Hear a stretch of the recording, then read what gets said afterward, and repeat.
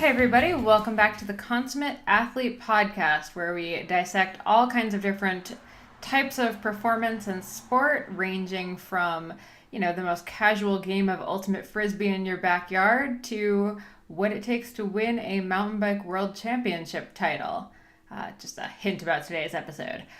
For those of you who are new to the show, I'm Molly Herford. I write books about cycling and kind of all different types of nutrition and fitness content. I run the OutdoorEdit.com, and I also run in general. I've recently taken up ultra running as a addition to my cycling, running, triathlete background. And I'm Peter Glassford. I'm Molly's co-host, and I'm a registered kinesiologist and an endurance coach. And today we're recording this in Ontario, where we normally live, but as I tweeted out before, this is the 24 hours that I've had at home in the last week, and the next, in 12 hours, I head out again and gone for another week, heading to Interbike in Reno. I'll be out for Reno Cross, then heading to Madison for the Waterloo World Cup at Trek headquarters. So super excited. I feel like Interbike to me is like back to school. I've probably done it, I think, 8 years now. And every time it really does feel like the start of the school year. Interbike is a trade show for the industry of cycling. Yes. And since I graduated college, basically I've been writing for different cycling publications. So yeah, even in my first job at Cyclocross Magazine, I was out there and looking at the new cyclocross gear, and shifted to bicycling, where I was out there looking at all different types of gear. And this year I'm sort of going for a few different reasons. And I'm really stoked to see, what the new stuff is, especially in women's cycling. I actually had a few questions at our talk in DC last week about brands that are doing women's apparel and, who's doing this type of thing in women's apparel, or, who's making a bike that does this. So I'm kind of excited to be able to try to find those answers. Yeah, I think it's a big push. I saw Trek's sort of put in some new stuff and tweaked their wording on a few things. And then e-bikes, I think, are going to be basically everything will be e-bikes. Oh, I know, which I'm pretty moderate about. My dad and I we went out on a bit of a birthday ride for him this weekend. So I ran 10 miles while he rode next to me, and we got really grumpy about e-bikes on the bike path. There were some people who just didn't seem to really be in control of their bikes, to be totally honest, and probably shouldn't have been on a bike path that was full of children and dogs and all of that. So it's hard to say, right? It's going to open up cycling to a lot of people, but then, everyone's had to learn to ride a bike, right? And, the nice thing about bikes is it's somewhat self-limiting. Obviously, if you get on a hill or something and you're going really fast, you don't know how to use the brakes, it's dangerous, but most people just sort of fall over to the side. But, if you're falling over going much faster than you might otherwise have gotten going, right? It could be tough. Yeah, exactly. But speaking of cyclists who are going really freaking fast, I'm super excited that today's guest is Courtney. And for those of you who've been living under a rock for the last 10 days, Kate just took the win at UCI Mountain Bike World Championships. I'm not even going to try to pronounce the city that it was in. You're not going to try either? Isn't it like Lizerhead? Lizerhead or something? Yeah, see, I did try. I should know how to pronounce it. Apologies to the entire country. Anyway, Kate's ride was amazing. She's only 22 years old. This was her first year racing in the elites. She actually was second at the U23 World Championships last year. Races for Specialized, Red Bull athlete, taco lover, California native, and just really wicked fun to talk to, I have to admit. And before we kind of talk a little bit about what she and I chatted about, I'm going to warn people. She was in Europe. I was in a closet at the Rafa store in DC. So the audio quality is a little dubious. Her phone was cutting in and out. We had to try a couple different methods to keep her on the line, but I think she had so much really valuable information that even though the audio isn't 100% perfect, I really wanted to put this episode out. Yeah, she was sort of going to Marathon Worlds. I didn't see how any of that went. Did you see any Marathon Worlds? I didn't, actually. But I know she was in her final prep for that. And I asked her, why the heck she's doing Marathon Worlds after this insane race. And she's like, well, I already committed to it. I'm here. I have a bike. I feel pretty good. I was like, that's fair. It's an odd thing, right? Like everyone thinks, you're climbing this mountain to like the peak, right? But it's pretty dangerous if you don't have something else after. Mm-hmm. So it's pretty awesome. It shows sort of maybe her maturity as an athlete that, it's, you enjoy it for a day or two and, you can enjoy it for the whole season with your world championship stripes. But, you sort of have to have what's next, what's the next plan. And I'm sure she'll take some off time and once that season comes. But I loved her off time, so I asked her about this, and she said she might take a couple of weeks off the bike because she really sucks at recovery riding, which is a feeling that I can completely understand.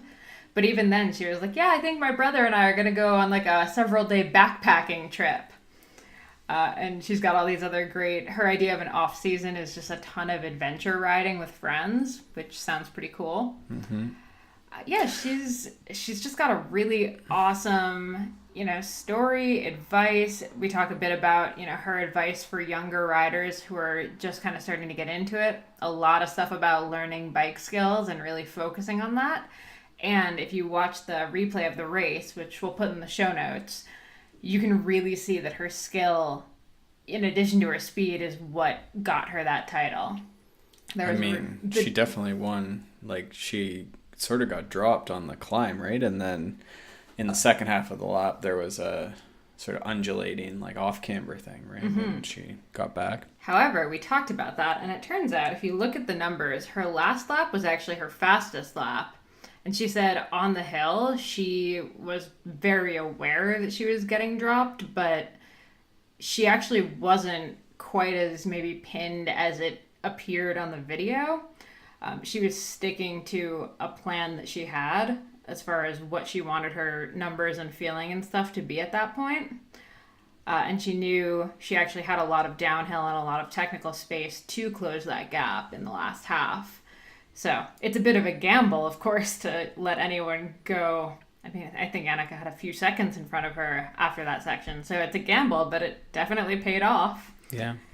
So yeah, really impressive race. I highly recommend watching it if you haven't already. But then we talk about what goes into that, what her training has changed to over the last few years. Really, I think the key thing here is that there haven't been any drastic changes. She's been very consistent in making, slight tweaks with her coach to kind of gradually keep progressing. And, we're seeing that progression working. Yeah, it definitely seems to be a common theme, right? Like people that are able to just sort of keep plugging away and stick with it. And, we're so easy to throw everything out and try something else completely different, but never, stick with a process, knowing that the process is going to go in the wrong direction, slightly to the left and slightly to the right. But, if you're trending towards that, at least you're getting information. Whereas if you start, a whole new way of training, a whole new way of, it's almost set you back. And sometimes you have to, what is that called? Burn it to the ground. Not even go back to the drawing board, but, I guess you're throwing your baby out with the bathwater. Ugh. So generally you don't have to do that. Yeah, exactly. And I think we see this a lot with masters athletes and even with some young athletes who are struggling. If you're not having these really dramatic increases and stuff, it can be really frustrating, and it's really tempting to try kind of a crazy new training thing or crazy diet or any number of things like that to have a dramatic makeover really montage. Yeah, and I refer people a lot to like the Steven Seiler, what is that called? Pyramid. No, it's like a pyramid. We're going to call it Hierarchy of Needs. Yeah, I'm going to call it his Pyramid of Greatness. So anyhow, it's like it starts with like a lot of riding, mm-hmm. Kate's got that, yes. And that's really it, right? Like, and that's before you get to any sort of crazy nutrition or crazy high intensity intervals or altitude or anything like that, right? Like you just got to go out and ride. And, I just sent an email to a parent, asking, the younger teenage person, you know what, it's finding a group of people you like riding with, finding resources, and then just putting in that time, right? And it's not that it has to be this perfect training regimen and the best coach even, right? Like, it's a lot of the best youth programs are, and I think probably Kate would agree, you get in with a group and you just ride a lot, right? She said a lot of her success, especially in early years, is attributed to the fact that she grew up right near like Mount Tam and Marin in San Francisco. Yeah, so like the birthplace of mountain biking. Yeah. Tons of great people around there to ride with, kind of year round. So she's always had fantastic people to train with and push her and just have fun with and play on bikes with. And then I'll just say before we get into it, her nutrition made me so happy because it's so reasonable and simple. There's nothing kooky. It's just good, solid, simple. Yeah, and I think the nice, she's written an article for Cycling Tips, which we'll link to. But yeah, she acknowledges, though, that there are those temptations and there are the pressures on body weight and power to weight and, female athlete, mindset. So I hope that was a interesting part. Yeah, definitely was. Good. Awesome. All right, let's dive in. Enjoy this talk with new world champion Kate Courtney. Has World Championships sunk in for you yet? I don't think so. Yeah, it's been a few days, but it was a really spectacular race. It was a really amazing environment racing in Lenzerheide with so many fans and also my family there. So I want to talk about Worlds. I mean, first of all, was it on your list of goals? Like, did you have a vision board that was like, I'm going to win World Championships this year? Or was that kind of a huge shock when you realized you were in that front group? Yeah. If you want to know what was on my vision board, it was top 10 at World Championships. So I think I reached that. Yeah. Yep. Check. But, no, I think this year has really been one of a lot of learning for me. And I think the cool thing about being new to the field is that you don't really know what to expect. And so I think I went into every race kind of like, okay, I hope I can improve and focus on my strengths and weaknesses and what I can do better. And I think, throughout the World Cup season, I started to get closer and closer to that front group. And my philosophy was like, if I keep going out hard, if I keep making that front group, like someday I'll stick.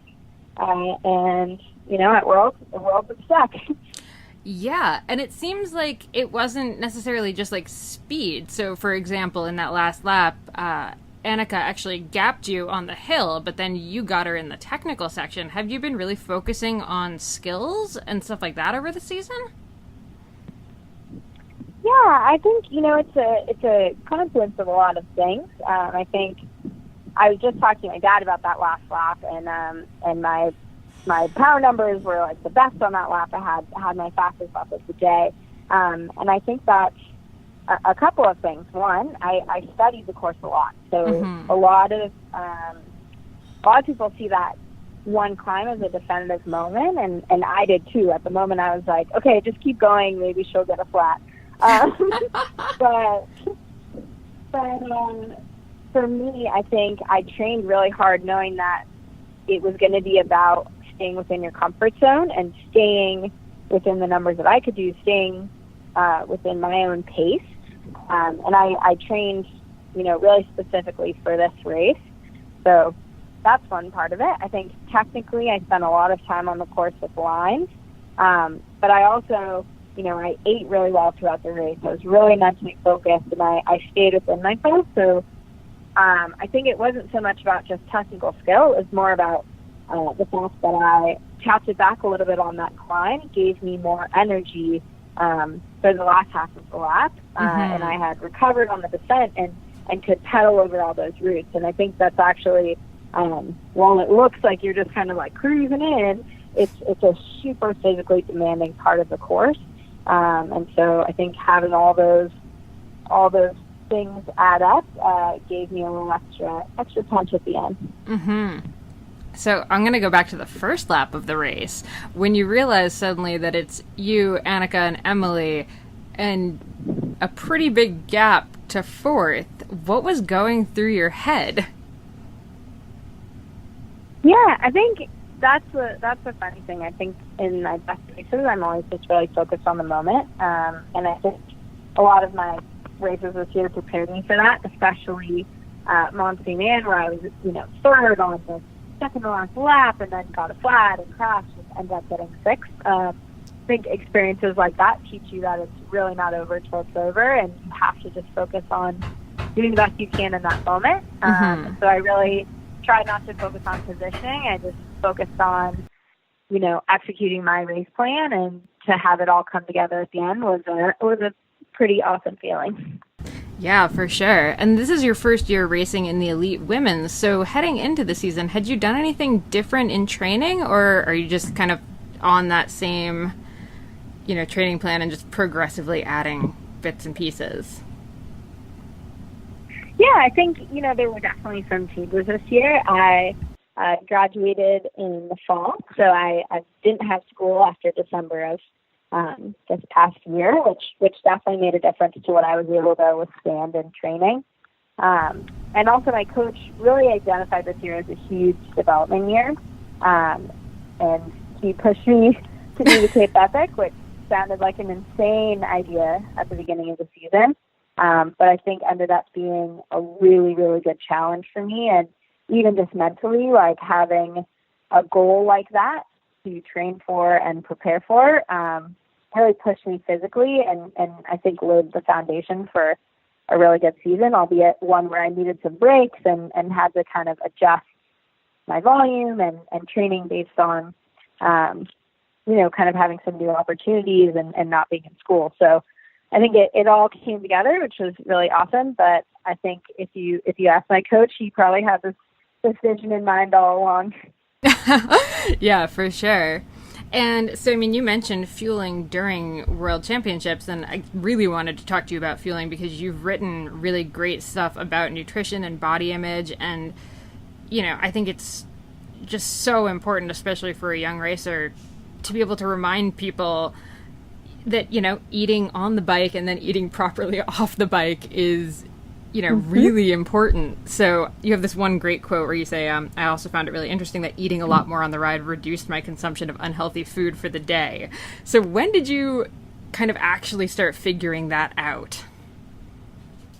Yeah. So I think, can you hear me? Yep, you're good. Yeah, you can. Okay. Sorry. European Wi-Fi is really getting us. Yeah, I think for me, my thoughts on nutrition have really changed in the past few years. I've been paying a lot more attention to it and have really taken ownership of that process a little bit more, and also worked with a really amazing nutritionist. And for me, I think especially going into Worlds, like it is a time of year where you're really sharpening the swords and trying to be at your absolute peak. And for me, that meant really paying attention to how I was feeling on the bike, but also, I didn't have dessert for a few weeks before Worlds. That was something I was really looking forward to afterwards. So wait, what did you have after Worlds? What was the dessert? Oh, I had 2 scoops of ice cream. It was very exciting for me. I think I was a little bit cracked at that point, but yeah, a little ice cream, a little champagne. That is all I really wanted.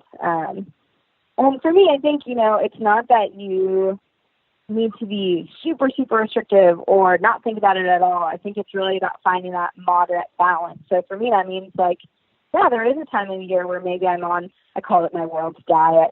And that really, it wasn't extreme. It was just kind of really paying attention to what I was eating, making sure I was eating healthy, good food and fueling for my rides. And I knew that in the weeks leading up to Worlds, I couldn't afford to bonk on rides and not train as well as I could have if I'd fueled differently. So it's about paying attention. But I think also, the flip side of it is, if you're really preparing for a key event, I'm not having a glass of wine every night and eating dessert. And I think, being willing to also make those choices and to think critically about what is the best way to fuel your body can help you find a balance. Yeah, for sure. So during that lead up to Worlds, what would a typical breakfast look like for you? What's your go-to? Yeah, breakfast. Well, if it's a hard day, I'm eating waffles. Yes. So that's if I'm eating waffles, something's about to go down. So whenever I have really hard days, like that's a good indicator. But yeah, on the other days, I'm a big like avocado toast and eggs person.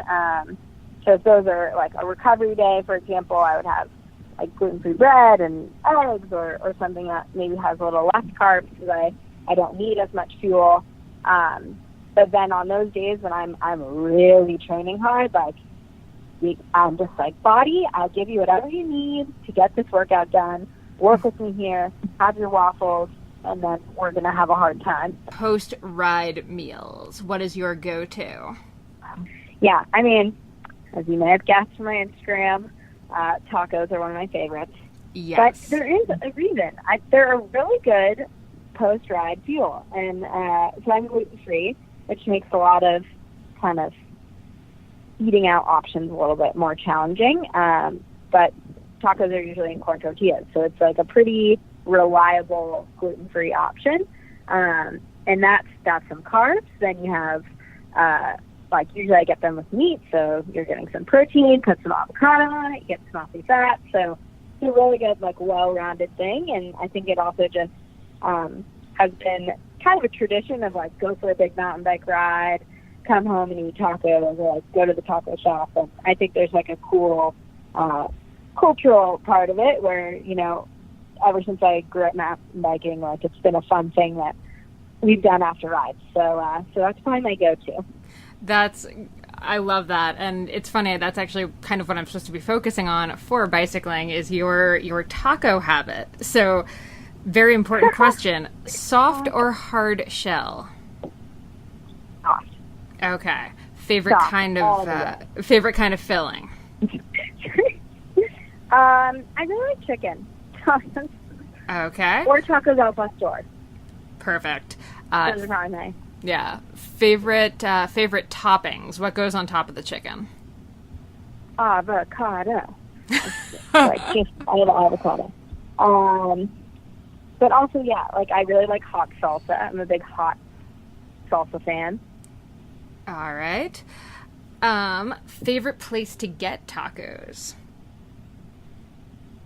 Wherever they're available. No. I'd say there's a taco shop just down the street from where I live, and we've gone there. I wrote a taco blog article on it called Sancho's. But they have really good fish tacos, and it's cool when you have lived in a place for me and have a shop nearby or like a traditional thing. It's always where we go now after like really, really brutal, huge rides. So I have a lot of memories of like big 5-6 hour adventure rides and then eating a lot of tacos there. So it's always a fun spot.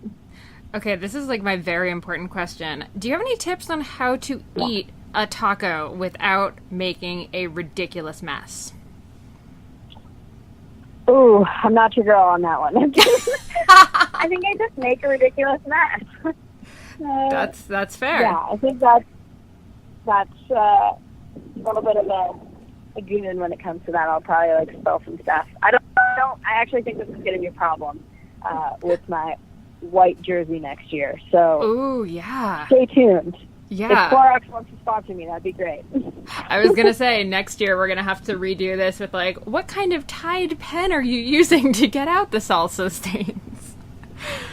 Yeah, I mean, absolutely. Yeah. Like, I'm going to have a problem. I can't be trusted to wear white. Maybe they can make you, like, a special taco-proof one where there's, like, a plastic sheeting down the front of it or something. It'll be, like, wind-proof. Really good for the winter. We're going to need to work on it. Yeah.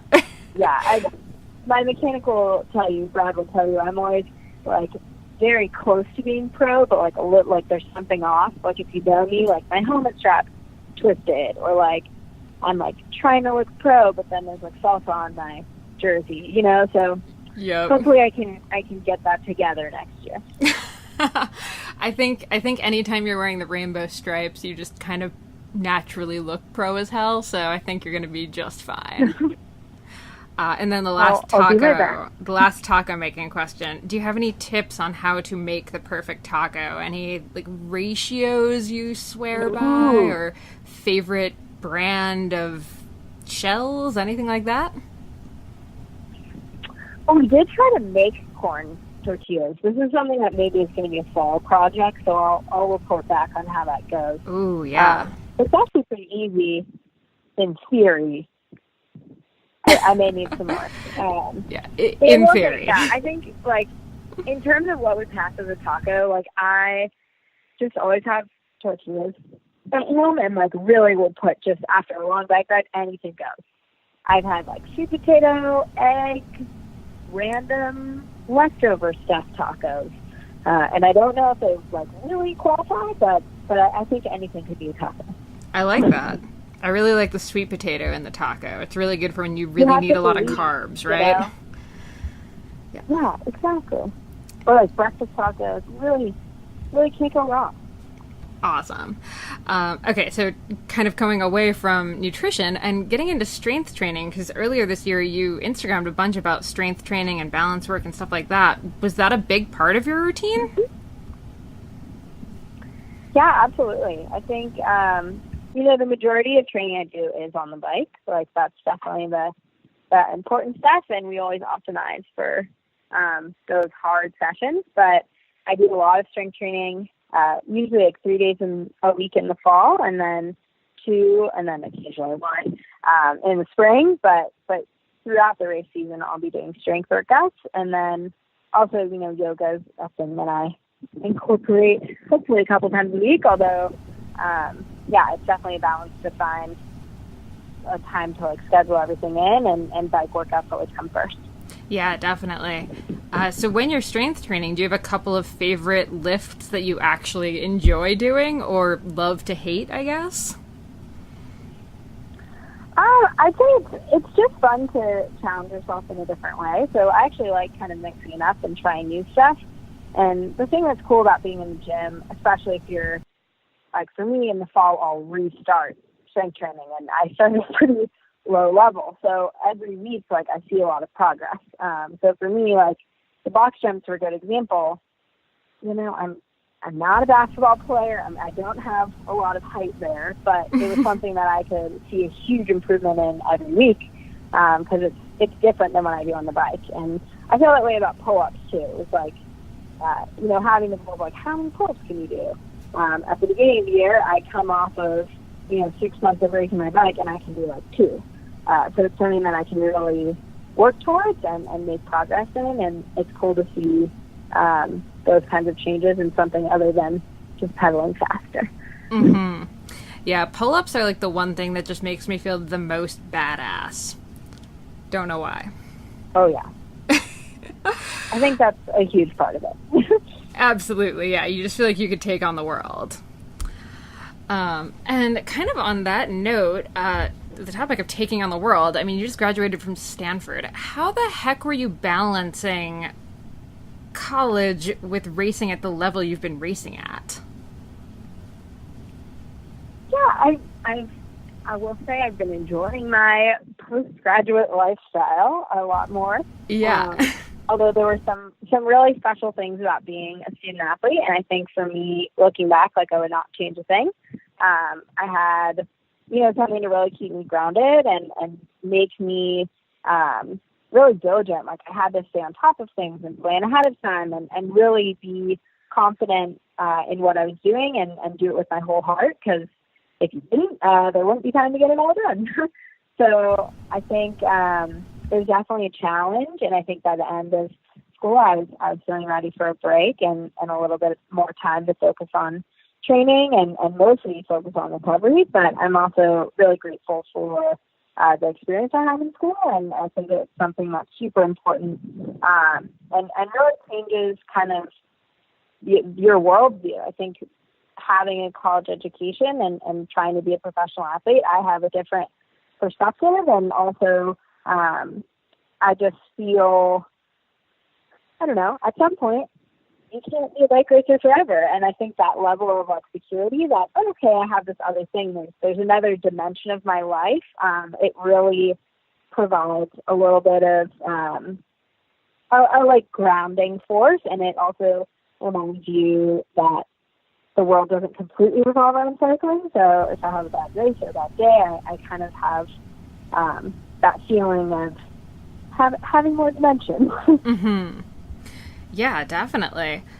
So mentioning though more time for recovery, have you found since you graduated, are you adding more hours of sleep? Are you doing meditation? Anything like that? Like what got added in?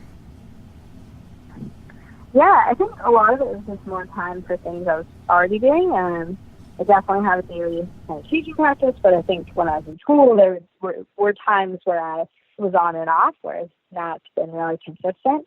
I think the biggest thing is napping. I'm now a great napper. I've become very proficient in naps. And I think that has made a huge difference in training, but also just in my overall well-being. For you, can you imagine a life where you weren't outside and moving? Yeah. I think at the end of the day, the really cool thing is that I genuinely love riding my bike. Like if it wasn't my job, I would still ride my bike. Yeah. I think it's really social. It makes you feel healthy, and I think mentally for me, it's a huge kind of stress reliever and also just like source of joy in my life. So, it is just like a huge part of what makes me happy. And I think at the end of the day, the fact that I can do it as a job is a really huge gift, and not all parts of it are, fun and easy. There's definitely some challenges that come with, trying to compete at the top level, but I can always come back to the fact that I just love riding my bike. And, even just this week after World Championships, which was a really kind of intense weekend, I'm here in the Dolomites preparing for Marathon World, and I got to just go right up in the mountains and reconnect to why we do this. Yeah, absolutely. And that brings up this other question I was going to ask, which is, most people would be resting on their laurels right now. I mean, taking a break, taking a vacation, eating all of the food in sight, and you're out training for Marathon Worlds. How does that feel right now? Are you... I committed. Yeah? I committed before I did it. No, I can't. No, I think, it's definitely, the day after World, I was like, man, this is going to be a little bit brutal. But now that I'm here, I'm just really excited to have a chance to do something different and to challenge myself in a new way. I think some people are, people always will put pressure on you if you let them. But for me, I think this weekend, actually, there's no pressure. Like, I achieved the goal of my season. I didn't even identify it as a goal because my brain hadn't gone that far in terms of possibilities, but I achieved one of the biggest goals of my career. And I think for me that means that this weekend I can just go out and focus on doing the best that I can, and not feel the same kind of pressure that I maybe felt last week. And at the end of the day, it'll just be a really hard bike ride to end an awesome season. Yeah. Are you going to have an off season? Are you going to take a break? Most definitely. Okay. I think taking breaks is the most. Do not worry. This is the end of the season for me after this weekend. But I think that's something I've also learned about this year and being out of school is that I really require bigger breaks. I think taking a day off doesn't much for me.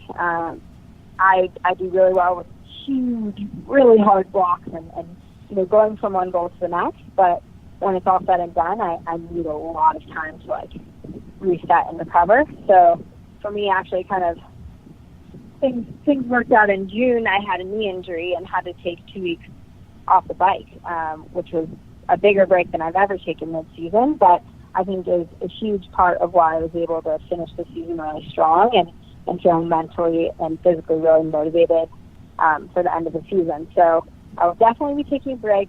I'll be spending a little time in Italy, eating a lot of food, and then headed home to kind of lay low for a while.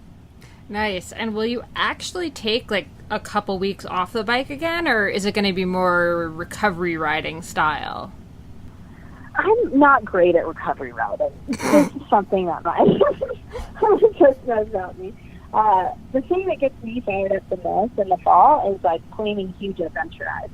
So I actually have a really amazing cycling community around me. I live just really close to Katie Hall and Leah Thomas, and I'm really close to Rin, where a bunch of pro cyclists live, and we just love to go plan these huge rides that actually we don't get to do when we're racing, because you're doing shorter rides at those specific intervals. So for me, there'll definitely be a time when I'll take probably 2 weeks completely off, and it's more of a mental break than anything. Because if I recovery ride every day, I want to ride longer, and I'm still going through the motions of like, you cannot, you have to eat a certain way. You're still really in the routine, and I think it's important to break that. But once I take those 2 weeks off, it'll be super fun long rides and what I call accidental training, where you just go out and have a lot of fun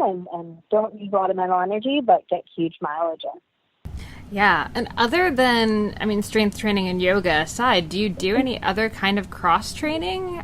Or is it just pretty much you bike because that's what you love doing? Because you raced cross-country running, correct? Yeah, I mostly just bike because I love biking. Yeah, unfortunately for me, I think I'm pretty injury prone in terms of running, so my legs can't quite keep up with my heart when I try to run in the off season, so I try to keep it mostly on the bike. But I think also in the fall you just have a little bit more flexibility, so I might go backpacking for a few days or do some other kinds of trips. Oh, that's awesome. I've recently come to love backpacking. It's grown on me, so sounds like a good plan.